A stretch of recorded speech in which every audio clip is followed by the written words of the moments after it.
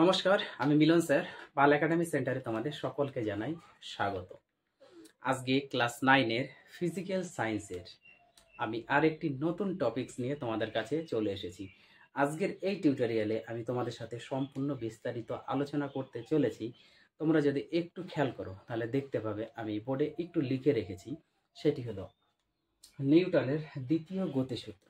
অর্থাৎ আজকের এই টিউটোরিয়ালে নিউটনের দ্বিতীয় গতিসূত্র নিয়ে আমরা সম্পূর্ণ বিস্তারিত আলোচনা করব এবং নিউটনের দ্বিতীয় গতিসূত্রের উপর ডিপেন্ড করে যত ধরনের টপিকস দেওয়া আছে তোমাদের বইয়ে প্রত্যেকটি টপিকস আজকে আমরা আলোচনা করব।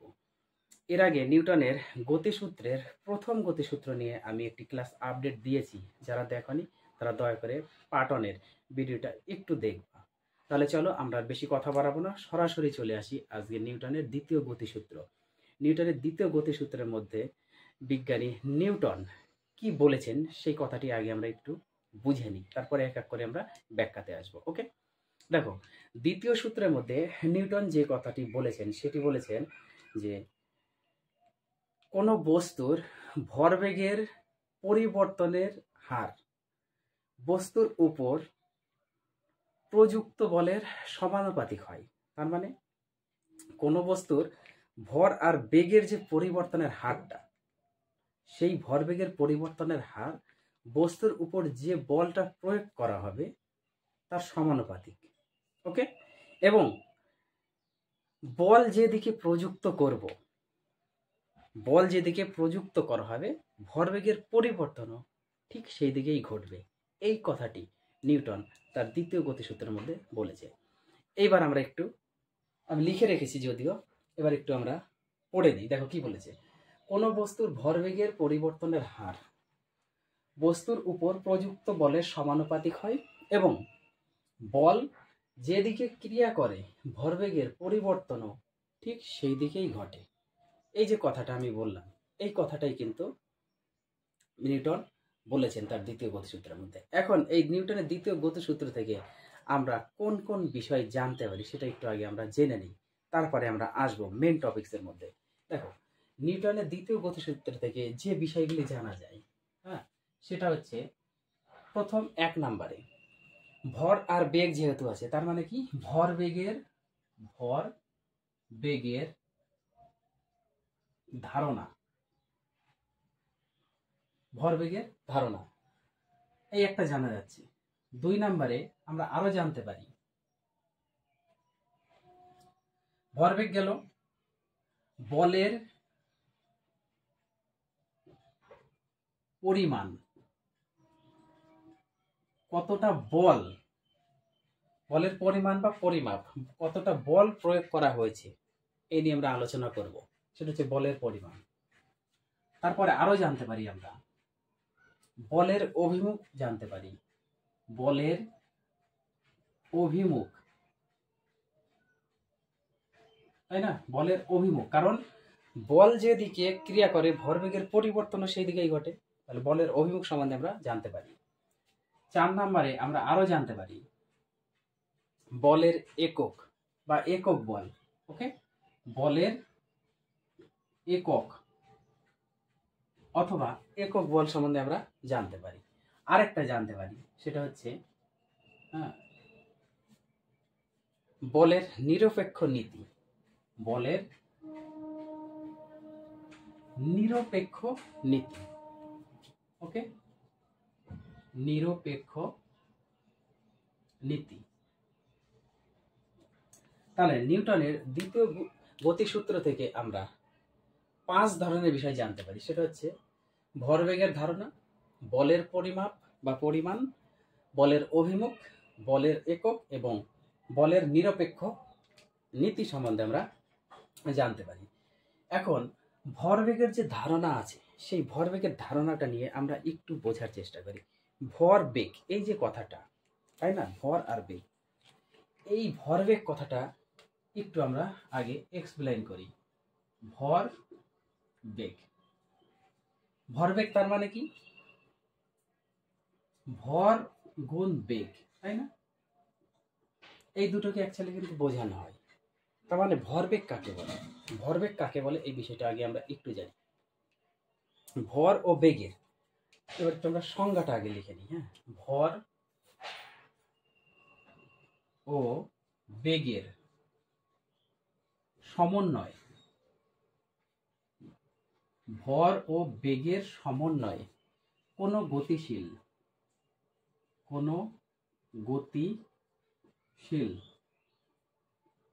ভর ও বেগের সমন্বয়ে কোনো গতিশীল বস্তু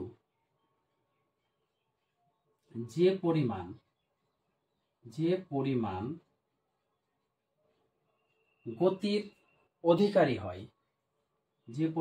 গতির অধিকারী হয়,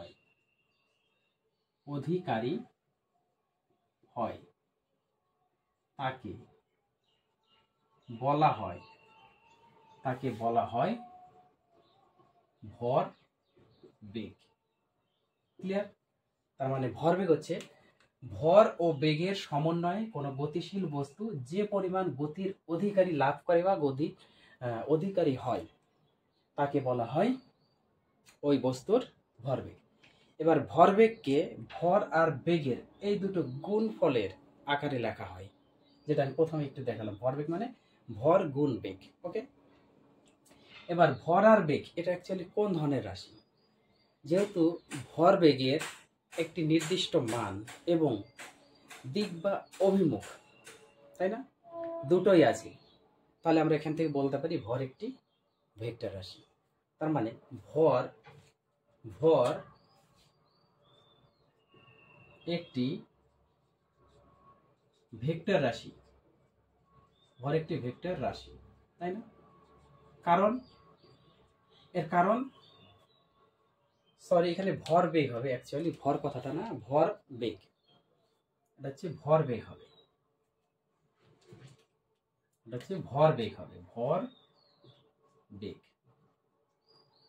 ভরবেগ একটি ভেক্টর রাশি। কারণ কি? কারণ ভরবেগের একটি নির্দিষ্ট মান এবং দিক বা অভিমুখ দুটোই আছে, এই কারণে ভরবেগ একটি ভেক্টর রাশি। এইবার ভরবেগের আমরা যদি এখান থেকে একটা মাত্রা নির্ণয় করার চেষ্টা করি, তাহলে কি এসে দাঁড়াচ্ছে ভরবেগের মাত্রা? দেখো, আমরা কি জানি যে ভর বেগ ইকুয়াল টু ভর ইন্টু বেগ, তাই না? এবার ভরের মাত্রা কি জানি, আরেকটা লাইন আমরা এখানে করি, ভর ইন্টু বেগ। বেগ মানে হচ্ছে সরণ বাই সময়, ওকে, সরণ বাই সময়। এখন এখান থেকে ভরের মাত্রা হচ্ছে এম, ক্যাপিটাল এম, ইন্টু সরণের মাত্রা হচ্ছে এল, আর সময়ের মাত্রা হচ্ছে টি। এখন এটা যদি আমরা উঠাই, এটাকে যদি আমরা উঠিয়ে দিই, তাহলে সরাসরি কি দাঁড়াচ্ছে? এম আর এল এই দুটো গুণ হিসাবে থাকবে, আর টি যদি আমরা উপরে নিয়ে যাই তাহলে টি ইনভার্স হয়ে যাবে -1, তার মানে টির পাওয়ার -1। তার মানে ভরবেগের যে মাত্রা, এটা কিন্তু অ্যাকচুয়ালি মাত্রা, তার মানে ভরবেগের মাত্রা হচ্ছে এম এল টির পাওয়ার -1। আমরা এখান থেকে ভরবেগ জানলাম, ভরবেগ কোন রাশি? ভেক্টর রাশি। ভরবেগের মাত্রা সম্বন্ধে জানলাম। এইবার ভর আর বেগের আমরা একটু একক নিয়ে আলোচনা করি। দেখো, সিজিএস পদ্ধতিতে যদি আমরা একটু যাই, ভরবেগ সমান সমান আমরা কি জানি? ভর ইন্টু বেগ। যেহেতু ভরবেগ ইকুয়াল টু ভর ইন্টু বেগ, তাই না? ভর বেগ ইকুয়াল টু ভর ইন্টু বেগ, এটা যেহেতু আমরা জানি, সেহেতু এর এককটা কি হবে? ভরের একক কি? সিজিএস পদ্ধতি অনুযায়ী যদি আমরা চলি, তাহলে ভরের একক হচ্ছে গ্রাম। ওকে, এটা যদি আমরা একটু সিজিএস এ আলোচনা করি, দেখো সিজিএস পদ্ধতি অনুযায়ী যদি আমরা চলি, তাহলে ভরের একক হচ্ছে গ্রাম, কিন্তু বেগের সিজিএস এ হচ্ছে সেন্টিমিটার বা সেমি পার সেকেন্ড, তাই না? Semi per second. তার মানে এটা আমাদের দাঁড়াচ্ছে গ্রাম সেমি অবলিক সেকেন্ড। ওকে, এটা হচ্ছে সিজিএস পদ্ধতিতে। এবার যদি আমরা এসআই পদ্ধতি নিয়ে এবার একটু আলোচনা করি। এসআই পদ্ধতিতে দেখো, এসআই পদ্ধতিতে আমরা এবার করি ভরের একক কি? এসআই পদ্ধতিতে ভরের একক হচ্ছে আমাদের কিগ্রাম মানে কেজি বা কিলোগ্রাম, কিগ্রাম মানে কিলোগ্রাম বা কেজি, ইন্টু বেগ, বেগের এসআই একক হচ্ছে মিটার অবলিক সেকেন্ড। ওকে, তাহলে এখান থেকে আমরা সরাসরি লিখতে পারি kilogram metre oblique second, kilogram metre oblique second. আশা করি তোমাদের নিউটনের দ্বিতীয় গতিসূত্র এবং কি কি জানা যায় তার থেকে যে ভরবেগের যে ধারণা, সেই ভরবেগ কোন রাশি, ভরবেগের মাত্রা, ভরবেগের সিজিএস এবং এসআই একক, কোনো রকম সমস্যা নেই। ক্লিয়ার? এবার আসবো আমরা নিউটন দ্বিতীয় গতিসূত্র থেকে বলের যে পরিমাণ, কতটা বল প্রয়োগ করা হয় সেটা কিভাবে নির্ণয় করা যায় সেই ব্যাখ্যাটাতে এবার আমি আসবো। তাহলে এটা একটু ক্লিয়ার করো তোমরা, এটা আমি একটু বুঝবো।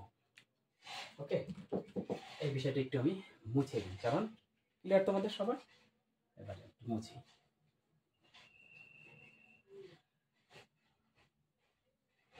দেখো, আমি এটাও একটু মুছে দিই। আমরা তো প্রত্যেকটি বিষয় জানতে পারলাম যে এখান থেকে বলের পরিমাণ, বলের অভিমুখ, বলের একক, বলের নিরপেক্ষ নীতি প্রত্যেকটাই আমরা জানি। তাহলে একটু মুছে দিই, হ্যাঁ, কারণ জায়গার একটু দরকার আছে, সেহেতু একটু মুছতে হবে।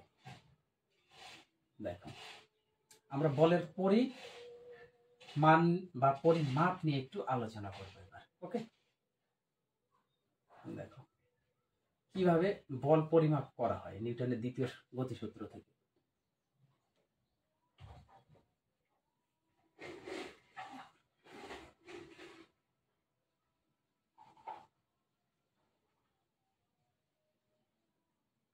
চলো, পুরো ক্লিয়ার হয়ে গেল। এখন এবার আমরা রিল্যাক্সে ব্যাখ্যাগুলো একটু এক্সপ্লেইন করি। প্রথমে কি আসবে? আমাদের বলের পরিমাণ, তাই তো? বলের পরিমাপ, এই বলের পরিমাপটা নিয়ে এবার একটু আমরা আলোচনা করি। মনে করি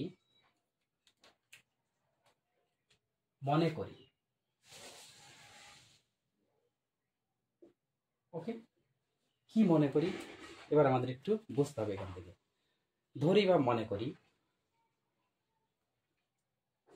এম ভরের কোনো বস্তু কণা, এম ভরের, আচ্ছা, এম ভরের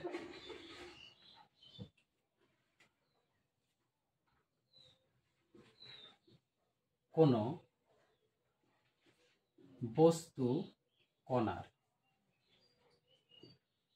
প্রাথমিক, ওকে, প্রাথমিক বেগ ইউ। মনে করি এম ভরের কোনো বস্তু কণার প্রাথমিক বেগ ইউ, টি সময় পরে ওই বস্তুর উপর, টি সময় পরে ওই বস্তুর উপর পি পরিমাণ বল প্রয়োগ করে বা প্রয়োগ করার ফলে গতিবেগ বৃদ্ধি পেয়ে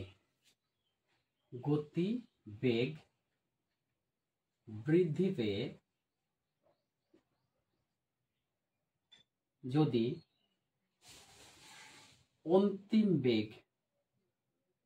অন্তিম বেগ ভি হয়। কি বললাম? মনে করি এম ভরের কোনো বস্তু কণার প্রাথমিক বেগ ইউ, টি সময় পরে ওই বস্তুর উপর পি পরিমাণ বল প্রয়োগ করার ফলে, ওকে, করার ফলে গতিবেগ বৃদ্ধি পেয়ে যদি অন্তিম বেগ ভি হয়, তাহলে তাহলে ওই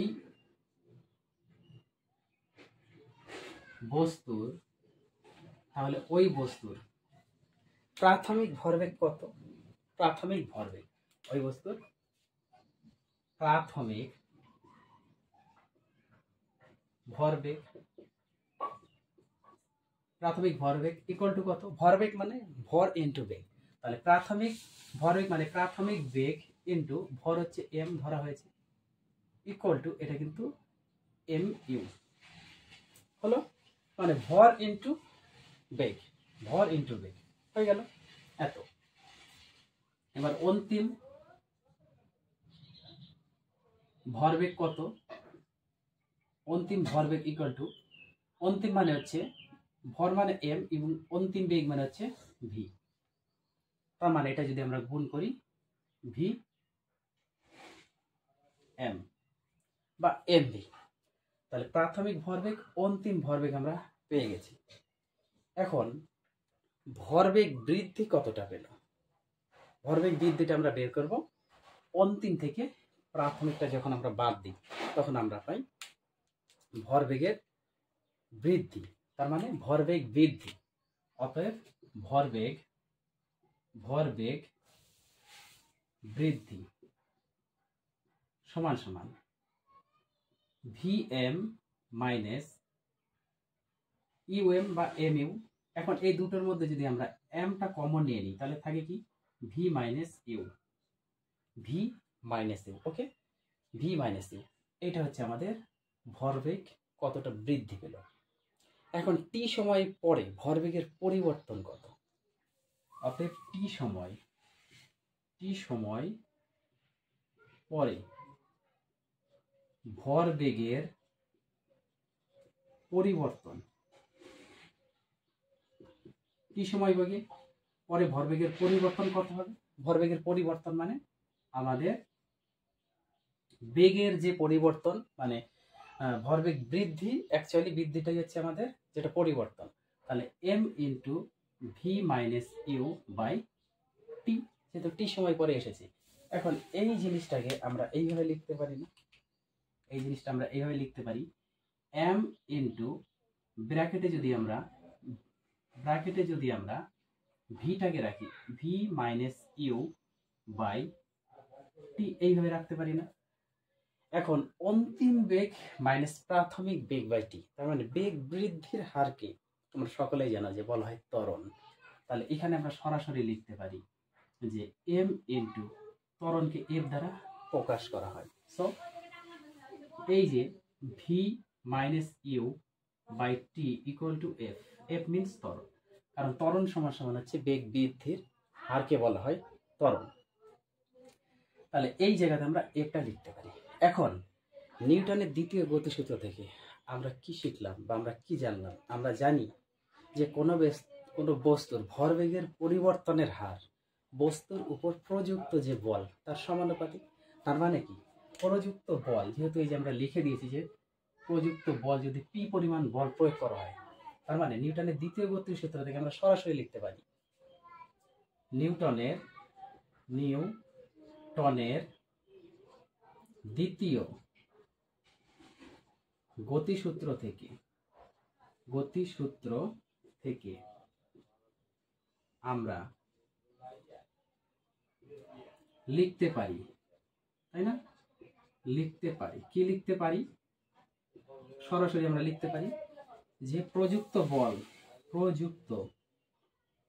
বল পি সমান সমান ভর ইন্টু কি হবে? ত্বরণ মানে হচ্ছে এফ। এটাই তো, এই ত্বরণটাই কিন্তু অ্যাকচুয়ালি এই যে যেটা বেগের পরিবর্তন। তাহলে এখান থেকে আমরা এখন সরাসরি লিখতে পারি যে P equal to M F, এই হচ্ছে নিউটনের দ্বিতীয় গতিসূত্রের যে বলের পরিমাণ, বল কিভাবে অ্যাকচুয়ালি বের করা হয়, সেই বলের পরিমাণের সমীকরণ পি সমান সমান এম এফ। বোঝা গেল? এখন এই পি সমান সমান এম এফ থেকে আমরা আরেকটু বিষয় এখানে জানবো, মনে করো এটা আমরা যদি ডট ডট দিয়ে অ্যাকচুয়ালি এটা 1 নাম্বার একটু সমীকরণে যদি আমরা রাখি, ওকে, 1 নং সমীকরণে যদি আমরা রাখলাম, এখন মনে করো যে M1 এবং M2, M1 আমি সাপোজ তার ভাষাতে লিখছি না, আমি সরাসরি করবো। হ্যাঁ, দেখো M1 ও M2 এই দুটো ভরের কোনো বস্তু কণার ওপরে একই বল যদি P প্রযুক্ত করা হয়, M1 এবং M2 ভরের বস্তুর উপরে একই পরিমাণ বল, মানে M ভরের এবং M2 ভরের দুটোর ক্ষেত্রে একই পরিমাণ বল যদি P প্রযুক্ত করার ফলে বা P প্রয়োগ করার ফলে এই বস্তু দুটিতে ত্বরণ যথাক্রমে, ত্বরণ যদি আমাদের ত্বরণ হয়, ত্বরণ যথাক্রমে যদি একটা F1 ও F2 হয়, ওকে, F1 আর F2 যদি হয়ে যায়, তাহলে নিউটনের দ্বিতীয় গতিসূত্র থেকে আমরা P ইকুয়াল টু কত পাই? দেখো P ইকুয়াল টু প্রথম ক্ষেত্রে M1 ইন্টু দ্বিতীয় ক্ষেত্রে F1, এটা ডট ডট ডট দিয়ে যদি আমরা 2 নং সমীকরণে রাখি, আরেকটার ক্ষেত্রে P ইকুয়াল টু একটা M2 আর একটা F2 পাবো, এটা ডট ডট ডট দিয়ে 3 নম্বরে যদি আমরা রাখি, পেলাম। তার মানে আমরা এখানে P সমান সমান M1 ইন্টু F1, এটা ডট ডট দিয়ে 2 নাম্বার, আর একটা পেলাম আমরা 3 নাম্বার। যেহেতু দুটো বস্তুর উপরই, দুটোই M ভরের বস্তুর উপরে আমাদের সেম পরিমাণ ফোর্স বা বল প্রয়োগ করা হয়েছে, সেহেতু আমরা সরাসরি এখান থেকে লিখতে পারি না। দুটো সমীকরণ যদি আমরা একটু সমান করে দিই, তাহলে কিন্তু আমাদের দাঁড়াচ্ছে যে M1 F1 equal to M2 F2 হিসাবে দাঁড়াচ্ছে। এখন F1 এর নিচে যদি আমরা M2টাকে নিয়ে আসি আর F2 বাই তার নিচে যদি আমরা M1 নিয়ে আসি, তাহলে কি ঘটনা ঘটছে?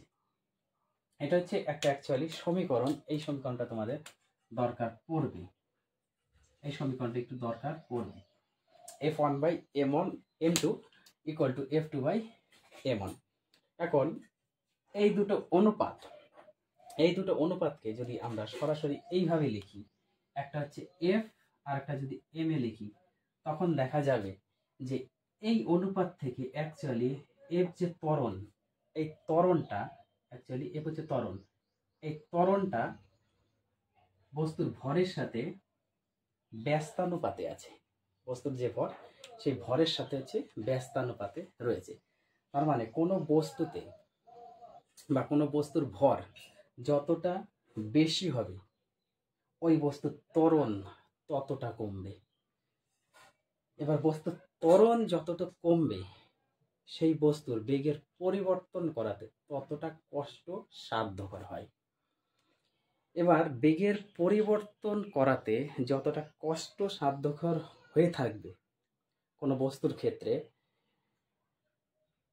সেই বস্তুর জাড্য ধর্ম ততটা বেশি হয়। তার মানে যার গতিবেগের পরিবর্তন করাতে বেশি কষ্ট সাধ্যকর, সেই বস্তুর জাড্য ধর্ম তত বেশি হয়ে থাকে।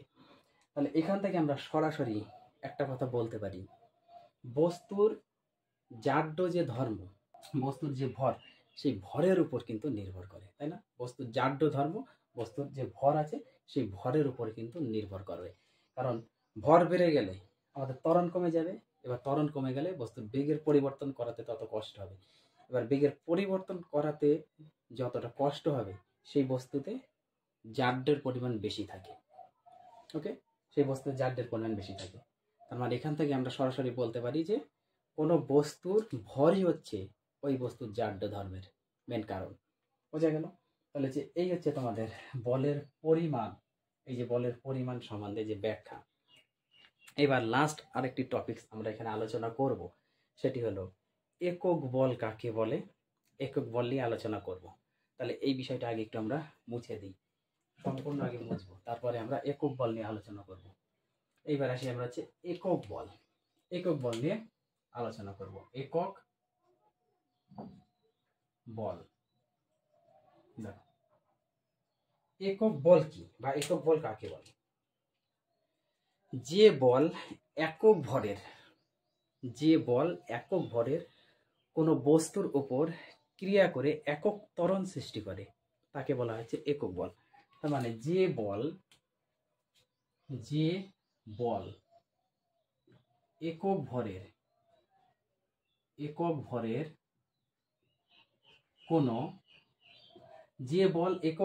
কোনো বস্তুর উপর ক্রিয়া করে ওই বস্তুতে একক ত্বরণ সৃষ্টি করে, ওই বস্তুতে একক ত্বরণ সৃষ্টি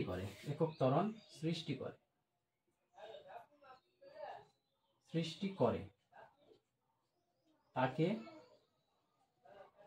বলা হয় একক বল।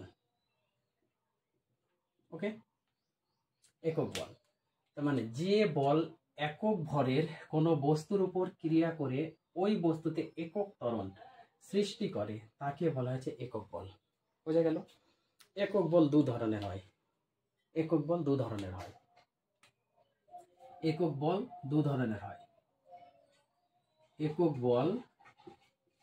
দু ধরনের হয়। যেমন এক নম্বরে অ্যাবসোলিউট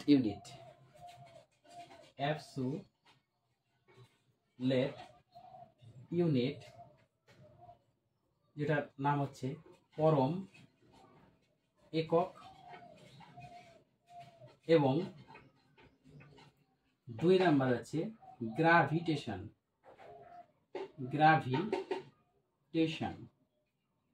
ইউনিট। গ্রাভিটেশন ইউনিটস মানে হচ্ছে অভিকর্ষীয়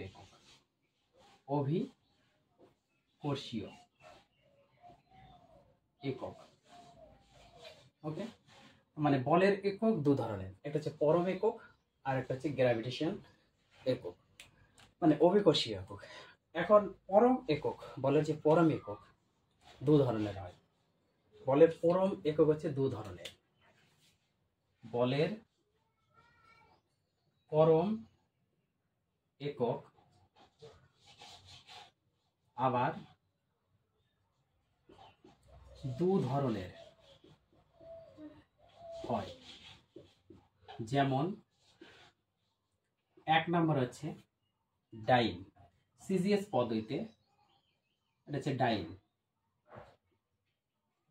ওকে, সিজিএস পদ্ধতিতে ডাইন। আর একটা দু নম্বরে এসআই পদ্ধতিতে বলা হয় নিউটন। এসআই পদ্ধতিতে নিউটন। ওকে, ডাইন আর নিউটন। এখন ডাইন আর নিউটন সম্বন্ধে আমাদের একটু বিষয় বুঝতে হবে।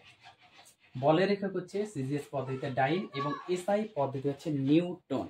ওকে, এখন বল যেহেতু দেখো, বল আমরা কি জানি, বল ইকুয়াল টু বস্তুর ভর ইনটু ত্বরণ, তাহলে সেক্ষেত্রে আমাদের সিজিএস পদ্ধতিতে যদি এককটা লিখি সেটা হচ্ছে সিজিএস পদ্ধতি হচ্ছে গ্রাম, ভরের একক গ্রাম, আর ত্বরণের একক হচ্ছে সেন্টিমিটার অবলিক সেকেন্ড স্কয়ার। ওকে, আর এসআই পদ্ধতিতে আমাদের বলের একক কিন্তু এটি কিন্তু গ্রাম সেন্টিমিটার অবলিক সেকেন্ড স্কয়ার, এটি কিন্তু অ্যাকচুয়ালি ডাইন, এটা হচ্ছে ডাইন। আর এসআই যদি আমরা করি কিলোগ্রাম বা KG metre oblique second square, kilogram metre oblique second square, এটাই হচ্ছে আমাদের নিউটন। ওকে, এখন এখান থেকে এখন আমরা ডাইন আর নিউটন যে কথাটা আছে, আমরা এক ডাইন বল কাকে বলে আর এক নিউটন বল কাকে বলে, এখান থেকে এখন আমরা একটু প্রপারলি সংজ্ঞা লিখব। দেখো, এক ডাইন বল ইকুয়াল টু কি, অ্যাকচুয়ালি কি, তার মানে যে বল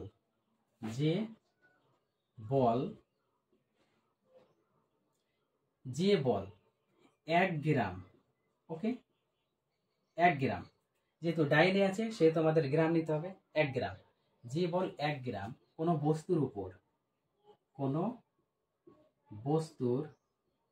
উপর ক্রিয়া করে যে বল 1 গ্রাম কোনো বস্তুর উপর ক্রিয়া করে 1 সেন্টিমিটার অবলিক সেকেন্ড স্কোয়ার, বোঝা গেল? সেমিয়ার সেকেন্ড স্কোয়ার আছে, তার মানে 1 গ্রাম কোনো বস্তুর উপর ক্রিয়া করে 1 সেন্টিমিটার পার সেকেন্ড স্কোয়ার ত্বরণ সৃষ্টি করে তাকে বলা হয় এক ডাইন বল। ওকে, তাকে বলা হচ্ছে এক ডাইন বল। এই বলের এককটা লেখার মেন উদ্দেশ্য হচ্ছে আমরা যে সংজ্ঞাটা লিখবো সেই সংজ্ঞার জন্য আমাদের এই কথা দুটো অ্যাকচুয়ালি লেখা। তার মানে যে বল 1 গ্রাম কোনো বস্তুর উপর ক্রিয়া করে 1 সেন্টিমিটার পার সেকেন্ড স্কয়ার ত্বরণ সৃষ্টি করে তাকে বলা হয় এক ডাইন বল। সেম ভাবে যদি 1 নিউটন বলা হয় তাহলে কিভাবে লিখতে হবে? সেম ভাষাটা থাকবে, শুধু আসবে যে বল 1 গ্রামের জায়গায় কিলোগ্রাম, মানে 1 কেজি কোনো বস্তুর উপর ক্রিয়া করে 1 থাকবে শুধু সেন্টিমিটার জায়গায় আসবে metre. 1 metre oblique second square ত্বরণ সৃষ্টি করে তাকে বলা হয় 1 নিউটন বল। বোঝা গেল? তাহলে ডাইন আর নিউটন কি? এখন মোস্ট ইম্পর্টেন্স আরেকটি থিওরি আছে তোমাদের, এই কোশ্চেনটা তোমাদের পরীক্ষাতে দেয় যে নিউটন এবং ডাইনের মধ্যে কি সম্পর্ক, নিউটন ও ডাইনের মধ্যে অ্যাকচুয়ালি কি রিলেশন আছে। নিউটন মানে 1 নিউটন ইকুয়াল টু কত ডাইন, এই কোশ্চেনটা আমাদের একটু আলোচনা করতে হবে। দেখো নিউটন আর ডাইনের যে ক্যালকুলেশনটা কিভাবে করতে হয়। 1 নিউটন ইকুয়াল টু কি জানি আমরা? 1 নিউটন মানে কি? নিউটন মানে হচ্ছে আমাদের এই যে কিলোগ্রাম, কিগ্রা, মিটার, তাই না, অবলিক সেকেন্ড স্কয়ার, কিগ্রা অবলিক সেকেন্ড স্কয়ার, এটা হচ্ছে 1 নিউটনের হিসাব। এবার 1 কিগ্রা মানে কত? 1000 গ্রাম। 1 কিগ্রা মানে হচ্ছে 1000 গ্রাম। ওকে, ইন্টু 1 মিটার মানে হচ্ছে আমাদের 100 সেন্টিমিটার, তাই না? এটাই তো। এখন এখান থেকে যদি আমরা করি 10 এর পাওয়ার 3, 3টা শূন্য মানে 10 এর পাওয়ার 3, ইন্টু 100 মানে 10 এর পাওয়ার 2, বোঝা গেল? ইকুয়াল টু 10 এর পাওয়ার আমাদের কত হচ্ছে? 3 আর 2 5। তার মানে কি 1 নিউটন ইকুয়াল টু আমাদের 10 টু দি পাওয়ার 5 DYANE ডাইন। কারণ গ্রাম আর সেন্টিমিটার সবসময় কিন্তু এখানে অ্যাকচুয়ালি আমাদের ছিল কি? সেকেন্ড স্কয়ার ছিল, তাই না? এটা সেকেন্ড স্কয়ার ছিল, এটা হচ্ছে আমাদের ডাইন। বোঝা গেল? তাহলে 1 নিউটন সমান সমান আমরা জানি 1 kilogram into metre per second square. এবার 1 কিলোগ্রাম মানে হচ্ছে 1000 গ্রাম ইন্টু 1 মিটার মানে হচ্ছে 100 সেন্টিমিটারে হচ্ছে আমাদের 1 মিটার। এবার 1000 মানে 10 এর পাওয়ার 3 আর 100 মানে 10 এর পাওয়ার 2। এবার দুটো সেম আছে, যখন আমরা করব 10 এর পাওয়ার যোগ হয়ে যায় 3 আর 2 5। তার মানে 1 newton equal to 10 to the power 5 dyne.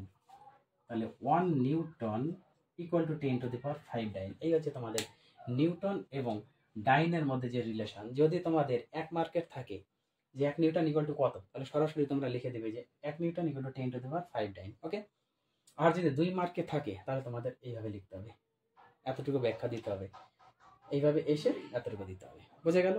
তাহলে এই হচ্ছে নিউটনের দ্বিতীয় গতিসূত্রের যে টপিকস ছিল, প্রত্যেকটি বিষয় কিন্তু আমি তোমাদের সাথে সম্পূর্ণ আলোচনা করলাম। তাহলে এই বেসিকগুলি তোমরা একটু ক্লিয়ার করো, আমি আবার আসবো পরবর্তী পার্ট নিয়ে, সেটা হচ্ছে নিউটনের তৃতীয় সূত্র। ওকে, তাহলে আজকের মতো এখানেই